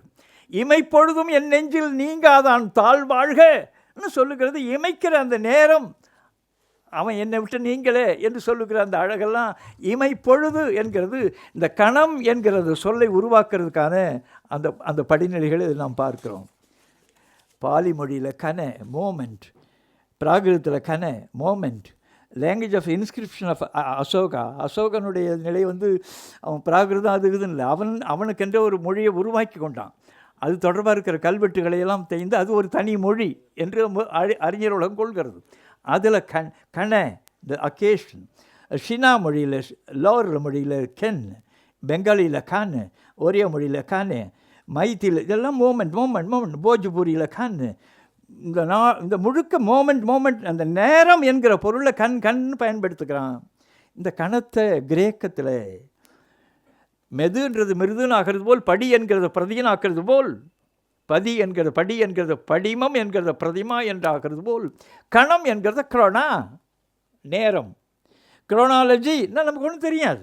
இந்த குரோனாலஜிக்கல் கால வரிசைப்படுத்தப்பட்ட, குரோனிக்கல் என்ற காலத்துக்கு இருக்கிற கணக்கில் வர்ற இதழ், குரோனோமெட்ரி கால அளவை முறை, குரோனிக்கல் ஆண்டு கணிப்பு, நூற்றுக்கணக்கான அறிவியல் சொற்கள் இந்த குரோனா என்கிற சொல்ல போகுது. இதில் தமிழர்கள் எவ்வளவு ஏமாளிகள் முட்டாள்கள் என்கிறதை வையாபுரி பிள்ளையினுடைய வகையினர் உணர்ந்து கொண்டுதான் கணம் என்கிறது க்ஷணம் என்கிற சொல்லிருந்து பிறந்தது. சென்னை பல்கலைக்கழக அகராதி அதை உருவாக்குறதுல பல வகையான கோளாறுகளை பண்ணி அதில் க்ஷணம் என்கிற சொல் தான் கணம் கொடுக்குது. இந்த கணம் என்கிறதை இவன் தமிழன் கண்டுபிடித்து விட போகிறான்.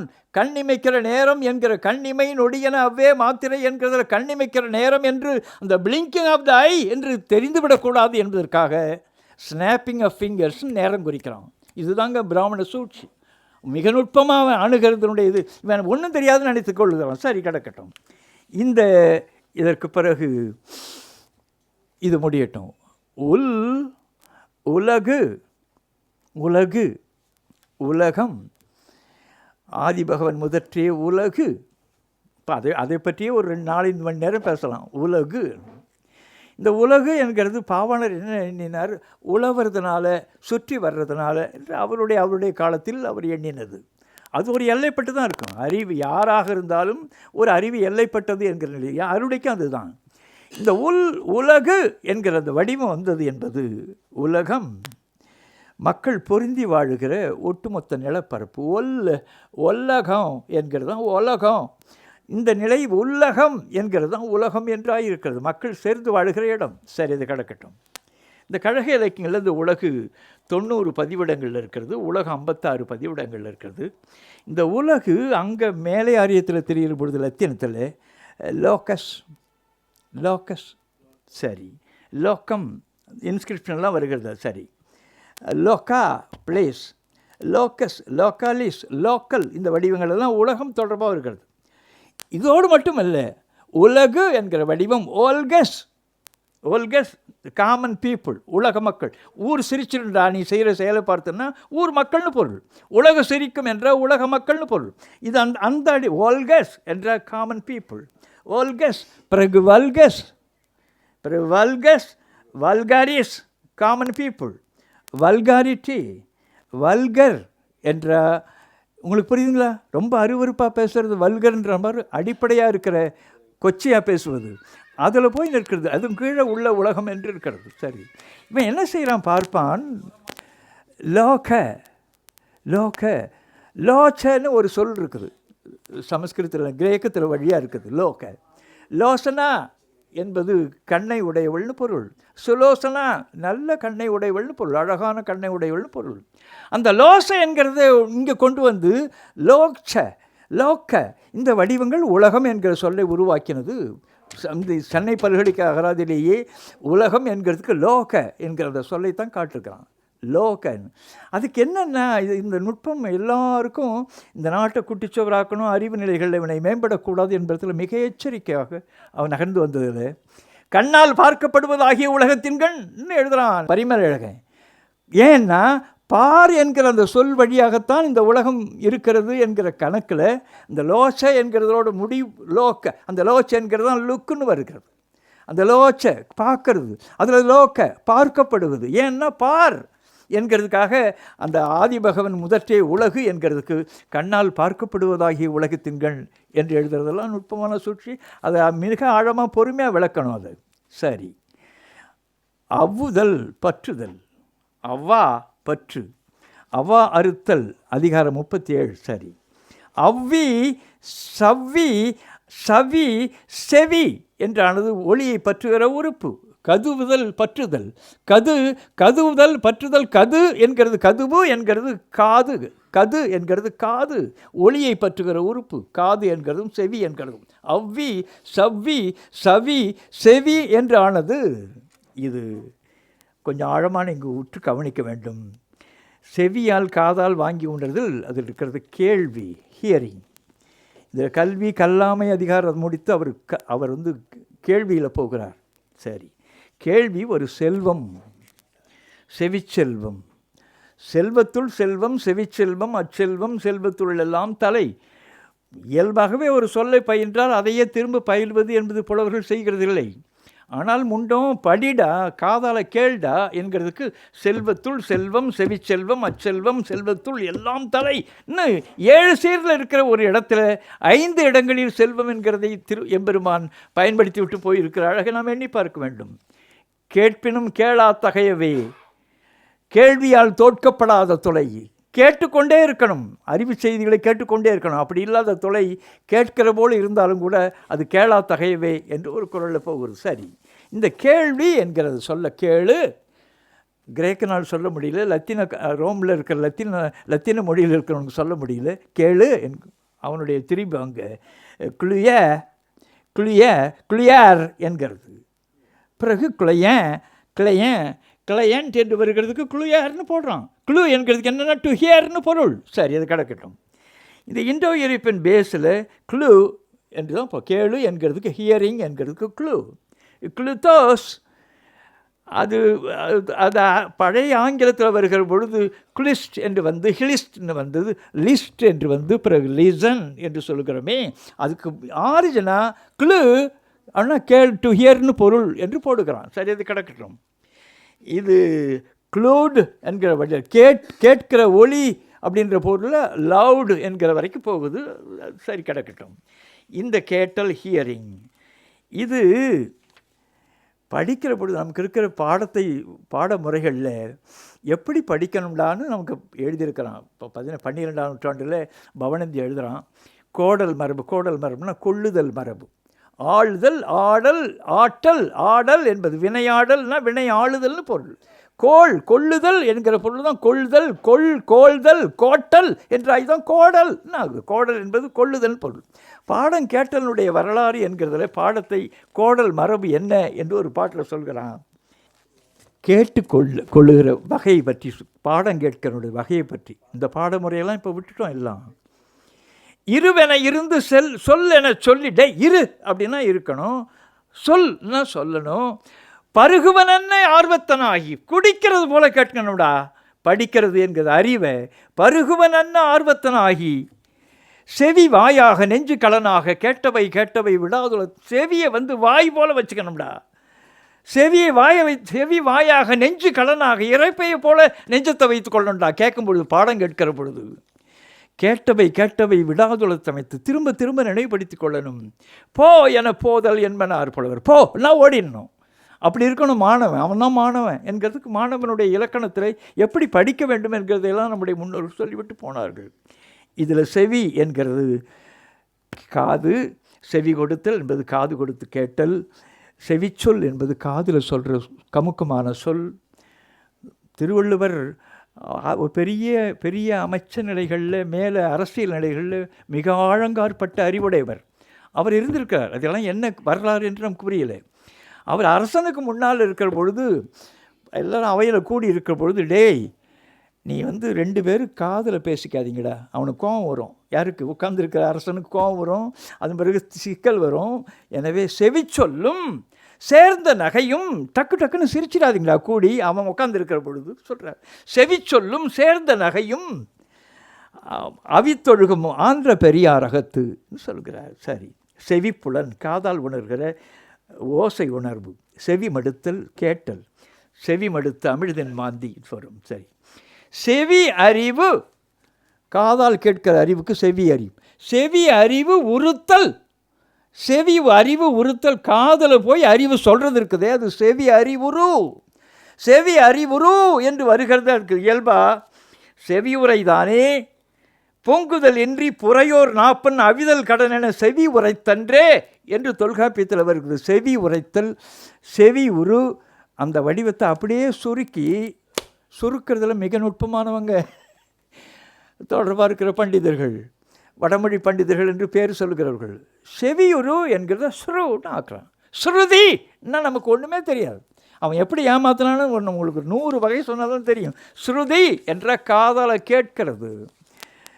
ஸ்ரு அப்படின்றதுக்கு சமஸ்கிருத அகராதிகளில் மானியர் வில்லிசு ஆப்த அகராதி எல்லாவற்றையும் ஸ்ரு என்ற காது, ஒலி, எழுதாக்கலவி ஆகிய வேதம். சரி, சுருதியோடு அருமறை மறை சொல்லும் அடியவர்னு பெரிய திருமொழியில் வரும். சுருதி கூட்டுதல் என்கிறது வாத்தியங்களில் இசையை கூட்டுற பொழுது அந்த ஒத்தொழியாக அமைக்கிறது சுருதி கூட்டுதல். சுருதி கொடுத்தல் என்பது சுருதி சேர்த்தல். இதையும் விடல, சுருதி என்கிறதுல சுரோத்ரிய நூற்றுக்கணக்கான வடிவங்களை அவங்க சொல். காதாலைக்கு செவியுரு என்கிற ஒரு சொல்ல சுருன்னு மாற்றின பிறகு அவன் மட்டும் உருவாக்கி கொண்டே இருக்கிறான். இந்த குளோனிங் போல் உருவாக்கி கொண்டே இருக்கிற அந்த அழகை நம்ம பார்க்க முடியுது. சுரோத்ரிய. சரி, இந்த சுருதியை இன்னும் சுருக்கி சுதிமதி கெட்டவன்னு சொல்லுவாங்கல்ல. சுதிமதி கெட்டவன்னா கேள்வி அறிவும் இல்லாமல் மூளையும் இல்லாமல் இருக்கிறவனுக்கு சுதிமதி கெட்டவன்னு. இப்போ அவர்களால் எவ்வளவு பெரிய தீங்குகள் நமக்கு வந்திருக்கின்றன என்கிறதை சொல்லுகிறது. இப்போ இயல்பாக வேதம் நீங்கள் தெரிஞ்சுட்டு போகணும். நீங்கள் 2-3 செய்தியாவது தெரிந்து கொண்டு போங்கள். விரிவு, வியல் விரிவு, வியலின் கிளவி அகல பொருட்டே, வியலன் வியாழன் ஜூபிட்டர், ஜோவிஸ் பேத்தர், பேத்தர் என்பது ஃபாதர், ஜூபிட்டர். இதை இயல்பா வியாழன் என்கிறது அவன் எப்படி தமிழன் கண்டுபிடித்தான் என்றே தெரியல. இது மிக பறந்துபட்ட இருக்கிற கோள்களிலேயே, கதிரவனை சுற்று சுழல்கிற கோள்களிலேயே பரந்த இடம் உடையது, மிகப்பெரியது என்கிறத எப்படி இவன் இந்த ஊன கண்ணால் பார்த்தான்னே தெரியல. வியலன் வியாழன் என்று பெயர் வைத்தது என்ன கருத்திலே என்று அவன் உற்று கவனித்துத்தான் அதுக்கு பிரகஸ்பதின்னு பெயர் வைத்தான். பிரகஸ்பதியின் வைத்தது பகு என்ற பெரிய, பகு என்ற பகடு என்று பேரெருத்தின் நாமம். பகு என்கிறது பிருகு, படி என்கிறது பிரதியன் ஆக்கிறது போல் பகு என்கிறது பிருகுஸ்பதி என்று அந்த குருவுக்கு இருக்கிற பெயராக அந்த ஜூபிட்டருக்காக வியாழனுக்கு பெயர் வைத்த அந்த நுட்பத்தை உணரணும். இந்த வியு இது போய் வியூன்னு நாம் போடுகிறோமே, VIEW பார்வைன்னு, அதெல்லாம் இதனுடைய அடிப்படையில் தான். வீதி விழித்தல், விழி இருக்கிற இமைகளை திறக்கிறது என்கிறது விழி என்கிறது, விழித்தல் என்கிறது. அந்த சொல்லுடைய இன்னும் குறுக்கத்தில் தான் வைட் என்று போகிறது. விதார்னா டு சீன்னு பொருள். வீடியோ என்கிறது ஆடியோ என்கிறதுக்கு இணையாக செய்து கொண்ட ஒரு சொல். சரி, இது கிடக்கட்டும். விஷன் இது தொடர்பாக இருக்கிறது. இப்போ டெலிவிஷன் என்கிறதெல்லாம் வைடு தொடர்பாக இருக்கிறது. இந்த வகையில் பார்க்கப்படுவது என்கிற பொருளில் கண் என்றாலே அறிவு, காட்சி, கடனறி காட்சியவர். காட்சி என்கிறது ஒரு 40 இடங்களுக்கு மேலே. அறிவு என்கிறது நம்முடைய இனம் கடனறி காட்சியவர் என்ற அறிவுடையவர்கள். கண் என்கிறது ஒரு அடிப்படையான அறிவுக்குரிய அடிப்படையான இடம் என்கிறதுக்காக தான் காட்சின்னு அந்த சொல்ல அந்த தொடர்பாக இருக்கிற வித்ய என்கிற வடிவத்தில் வைத்திய என்கிறது தான் வித்யா என்றாய் தான் வேத்திய நாயி. வேதம்னு அவன் சொன்னதும் வேதியன் அவனுக்கு பேர் வைத்து கொண்டதும் காட்சி என்கிற இந்த பொருளின் வழியாகத்தான் விழிகிறது. சரி, இது கிடக்கட்டும். நம்முடைய பார்வையில் நம்முடைய மனமெல்லாம் நம்முடைய முன்னோர்கள் செய்த நிலை அவனுக்கும் இந்த கோளாறு இருந்தது. நான் இயல்பாக சொல்வேன், கடவுள் தொடர்பாக இருக்கிற நம்பிக்கை என்கிறது அவர்களுடைய தனியது. ஆனால் ஒட்டுமொத்தமான அறிவுலகத்தில், அறிவியலில் அந்த செய்தியை உள்ளே கலக்கிறது என்கிறது ரொம்ப கொடுமையானது. நீங்கள் அந்த கடவுள் தொடர்பாக இருக்கிற உணர்வு உள்ளே இருந்தாலே சரியாக மூளை வேலை செய்யாது. அது ஒரு அடிப்படையை எல்லோரும் நாம் தெரிந்து கொள்ளணும். இப்போ பல வகையான கோளாறுகள் பெரிய பெரிய அறிஞர்களை நான் பார்க்கிறேன். கடவுள் நம்பிக்கை உடையவனாக இருந்தால் அதில் பல சிக்கல்கள் ஏற்படுகிறது. சரி, இதில் இந்த நம்முடைய எல்லாம் இருக்குது, இறைவன் இருக்கிறான் போகிறான்னு கருதி கொண்டு நம்ம ஆள்களெல்லாம் உச்சத்து வரைக்கும் போனான். அவன் பார்க்குற நீங்கள் சும்மா இதை தெரிந்து கொண்டு போங்கள், இது முடிக்கவே நேரம். கரந்தும் கரந்திலன், திருமூலர் பாடுறார். கண்டுபிடிக்க முடியல அவனை. கரந்தும் கரந்திலன் கண்ணுக்கும் தோன்றான். கண்டறிவார் இல்லை காயத்தின் செத்தியை, இல்லதும் உள்ளதும் யாவையும் உளனாகி, இல்லனும் அல்லன் உள்ளனும் குழம்புறான் எல்லாம், இல்லனும் அல்லன் உள்ளனும் அல்லன் நம் இறை. தேனுக்குள் இன்பம் சிவப்போ கருப்போ, வானுக்குள் ஈசனை தேடும் மதியிலீர், கல்லாதார் நெஞ்சத்து காண ஒல்லாதே, இப்படியெல்லாம் போகிறது. நின் அளந்து அறிதல் மண்ணுயிர்க்கு அருமையின், உன்னை அளக்கவே முடியாதுரா இறைவனே என்கிறது. இல்லான எவ்விடத்தும் உள்ளான் ஒருவனேன், இப்படியான் இந்நிறத்தான் இவ்வண்ணத்தான் இவன் இறைவன் என்றெழுதி காட்டொணாதே. திருநாவுக்கரசர் பாட்டு. இன்ன உருவென்று அறிவண்ணாதான் தோன்றா பெருமையனே. மாணிக்கவாசகர் பாட்டெல்லாம். உண்மையுமாய் இன்மையுமாய் யாவையுமாய் அல்லையுமாய் என்னென்னவோ ஒரு நாமம் ஓர் உருவம் என்று இல்லார்க்கு, அவனுக்கு ஒரு நாமம் பார்க்க முடியாது, இப்படி நம்ம தோற்றம் இல்லை, இருக்கிறது போல இருப்பான், இல்லாத இருப்பான், இப்படியெல்லாம் பேசுகிற இந்த செய்திகள்லாம் உபனிஷத். உப என்ற கூட அருகில் நீ என்றால் நிற்கிறது. உபனிஷத், ஷத் என்கிறது கீழே அருகடி அமர்கை, கீழே அமர்ந்து கேட்டுக்கொள்ளுகிறது என்கிற பொருளில் இந்த சாரமெல்லாவற்றையும் உபனிஷத் என்கிறதுல ஆகமம் என்கிறது திருடி இந்த மெய்ப்பொருளெல்லாம் பார்த்த உடனே உலகத்தில் அவன் முன்ன போனதும் இறைவன் தொடர்பாக இருக்கிற மூடங்கள் தானே பெரும்பகுதி இந்த உலகமே நிறைந்திருக்கிறது. எனவே எல்லாரும் அதிர்ந்துட்டான். இவ்வளோ செய்தி உபனிஷத்தில் இருக்குதா? அது வேதத்தோடு தொடர்புடைய செய்திகள். அதில் இருக்கிற செய்தி தான் இந்த ஆகமத்தில் இருக்குது, உபனிஷத்தில் இருக்கிறது என்றெல்லாம் சொல்லி பெரிய அளவில் ஒரு வகையான ஏமாற்றை அவன் செய்திருக்கிற நிலைகளை நாம் உணர வேண்டும். இதை பாவேந்தர் ரொம்ப அழகாக பல இடங்களில் நமக்கு அறிவுறுத்தியிருக்கிறார். கடவுள் வெறி சமய வெறி கண்ணல் நிகர் தமிழுக்கு நோய் நோய் நோயே, இடை வந்த சாதி எனும் இடர் ஒழிந்தால் ஆள்பவள் நம் தாய் தாய் தாயே, கடல் போலும் எழுக கடல் முழக்கம் போல் கடலிடுக தமிழ் வாழ்கென்று. ஒரு தமிழ் வாத்தி பாடின பாட்டு, தமிழ் வாழ்கென்று. கெடல் எங்கே தமிழின் நலம் அங்கெல்லாம் தலையிட்டு கிளர்ச்சி செய்க. உங்களுக்கு செய்ய வேண்டிய வேலை எங்கெங்கெல்லாம் சிக்கல் இருக்கிறதோ அங்கே கிளர்ச்சி செய்கிறான்னு. இது தொடர்பாக இறுதியாக நான் சொல்கிறது, அதை நினைந்து கொண்டு போங்கள். ஒரு தமிழாசிரியன் நமக்கென்று சொன்ன அறிவுரை என்கிறது, நம்மை நினைக்க வைத்தது என்கிறது, அவர் நம்மை எண்ண வைத்தது என்கிறது, நம்மை நெறி செலுத்துவது என்பது அவருடைய பாடலில் சில வரிகள். எங்கள் வாழ்வும் எங்களின் வளமும் எங்கள் தாய்மொழி இந்தமிழ் செல்வமே, தமிழ் எங்கள் உயிர், தமிழ் எங்கள் உடல், தமிழ் வாழ்வதனால் யாம் வாழ்கின்றோம். ஒரு தமிழ் லட்சத்துக்கு மேற்பட்ட தமிழாசிரியர்கள் இருக்கிறார்கள். இன்றைக்கி ஒரு மண்ணாங்கட்டிக்கும் தமிழ் உணர்வில்லை. எல்லாம் அதுதான் நம்மை வாழ்விக்கிறது, நம் பிள்ளை குட்டிகளை சாப்பிட வைக்கிறது என்றெல்லாம் தமிழாசிரியனுக்கு எண்ணம் இல்லை. ஒரு தமிழாசிரியன் நீங்கள் அவருடைய உணர்வு சொல்லவே முடியாது. சரி, தமிழ் வாழ்வதனால் யாம் வாழ்கின்றோம், தமிழ் எம் உணர்வு, தமிழ் எம் உணர்ச்சி, உண்ணும் உணவும் பருகும் நீரும் தமிழே தமிழே சாவாமருந்து, தேனின் இனிமை செழுமலரின் மனம், தமிழ்தான் எங்களின் கூர்வாள் எங்களின் கேடயம், எகில் காணா வலிமையின் இருப்பு, நீரின் தெளிவு நெருப்பின் சுடர்த்தி, காலப்பழமையாம் வைரம் பாய்ந்தது நாகரிகத்தின் நாற்றங்காலது,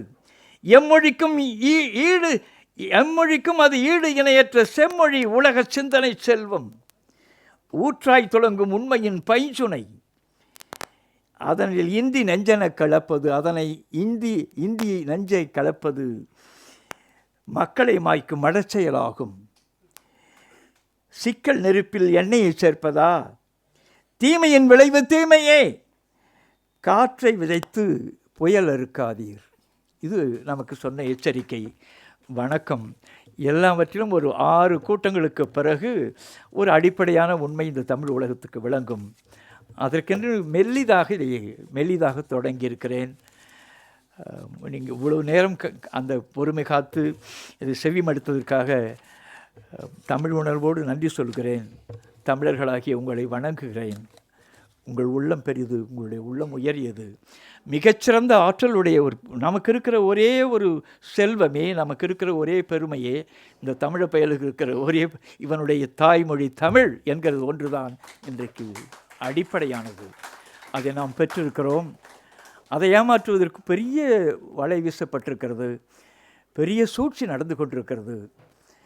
கோடிக்கணக்கான பணத்தை பேச தெரியாத, பேச முடியாத இருக்கிற கணக்கில் இப்போ 25,000 பேர் இருக்கிறார்கள் என்று போய் கணக்கு காட்டுகிறாங்க. இதெல்லாம் ஏராளமான பகுதிகள் இருக்கிறது. இந்த பொடியில் சொன்னாரே அந்த மார்க்ஸ் முல்லர், அந்த மார்க்ஸுல்லர் 24 வயதிலேயே அவனுக்கு ஒப்புதல் கொடுத்திருக்கிறார்கள். இந்த வேலையெல்லாம் பாருடான்னு இவ்வளோ எழுதியிருக்கான். அவன்கிட்ட போய் ஒருத்தன் இங்கே இந்த பகுதியிலிருந்து போய் ஒரு கிறிஸ்துவமாக மாறின ஒரு பிராமணன் அவன் சமஸ்கிருதத்தில் பேசியிருக்கிறான். மார்க்ஸ் முல்லரை பார்க்கணுன்னு போய் சமஸ்கிருதம்னு அவன் தொடர்பாக எனக்கு சமஸ்கிருதமாக இதுதான் சமஸ்கிருதமா நான் இது வரைக்கும் கேட்டது இல்லைன்னு சொல்லியிருக்கிறான். அதெல்லாம் பதிவில் அந்தனர் வரலாற்றில் எழுதுகிறானுங்க. அந்தனர் வரலாற்றில் இன்ன ஆள் போய் இப்படி பேசுகிற பொழுது இந்த நாளில் அவன் சொன்னான் சமஸ்கிருதத்தை நான் கேட்டதே இல்லைன்னு. இன்னும் சொன்னால் மார்க்ஸ் முல்லர் இங்கே வரவே இல்லை, இவ்வளோ இதாக எழுதியிருக்கிறான். அந்த மார்க்ஸ் முல்லருக்கு அந்த சமஸ்கிருதமே தெரியாது. ஏனென்றால் சமஸ்கிருதம் யாராவது பேசுகிறாங்களான்னு கேட்டிருக்கிறான். இந்த மாப்போசி கொஞ்சம் கொடுமையானவர். அதை எதுக்காகவும் தன்னலத்துக்காக எல்லாவற்றையும் காட்டி கொடுக்கிறவர். கொஞ்சம் வெளிப்படையான பேசியாகணும்.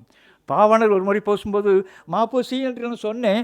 மாப்போசியா அப்படி சொல்லக்கூடாது, மாப்பசின்னார். மாப்பசி என்ன அவர் ஒரே சொல்லல, அவர் எல்லா விளக்கத்தையும் சொல்லுவார். நெடுஞ்செழியனை பற்றி ஒருத்தர் சொல்லும்போது அந்த நெடுந்தடியன் தான் எல்லாவற்றையும் கெடுத்தான் என்கிறார். இதெல்லாம் எதுக்குன்னா அவர் பாவாணர் இப்படி சொன்னார் என்கிறதை நான் இப்பொழுதாவது சொல்லி ஆக வேண்டும். இதை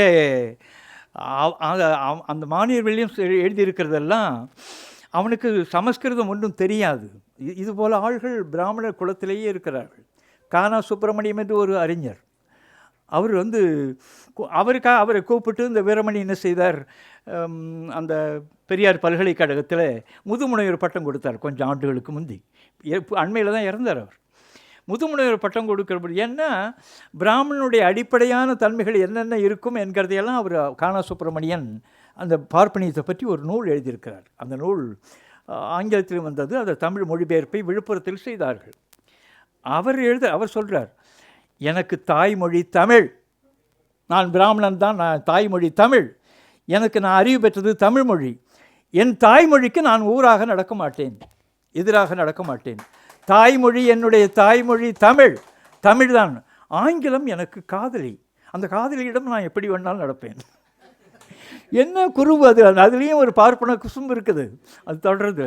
அதுபோல் மிக அவர்களுக்கு யாருக்குமே மாப்போசியனுடைய மகள் திருமணத்துக்கு எதுக்கு ஒன்று ராஜாஜி போய் பார்க்கிற பொழுது இது எப்படி நடத்துகிறீங்கன்னு கேட்டிருக்காரு.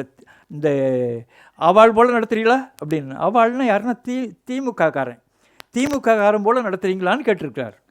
இல்லைங்கய்யா, அந்த சடங்கோடு தான் இருக்குது, அது புரோகிதரை வச்சு தான் செய்கிறோம். புரோகிதம்னா சமஸ்கிருதம் தெரிஞ்சவனா அப்படின்னு. சமஸ்கிருதம் தெரிஞ்சவன் யாராக இருந்தால் நீங்கள் சொல்லுங்கள் சாமின்னு சொல்லியிருக்கார் இவர் ராஜாஜியை பார்த்து.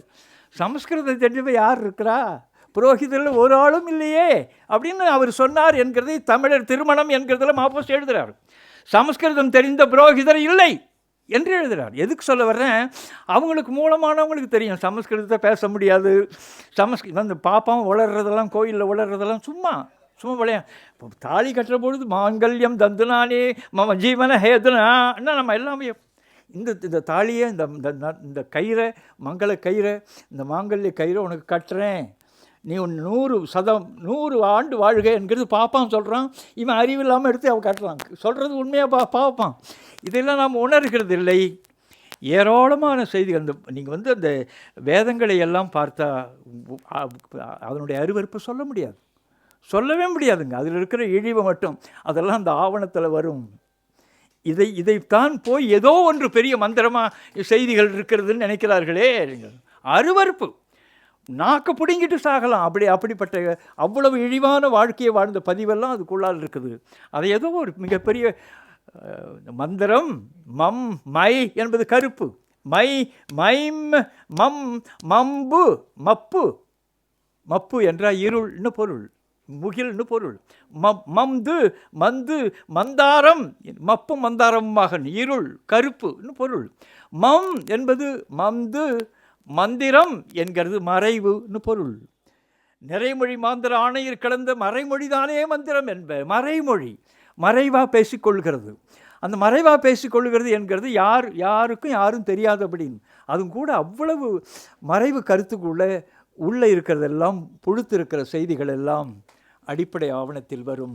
அப்பொழுது உலகம் தெரிந்து கொள்ளும். மந்திரத்தில் ஒரு முடியும் இல்லை. வணக்கம்.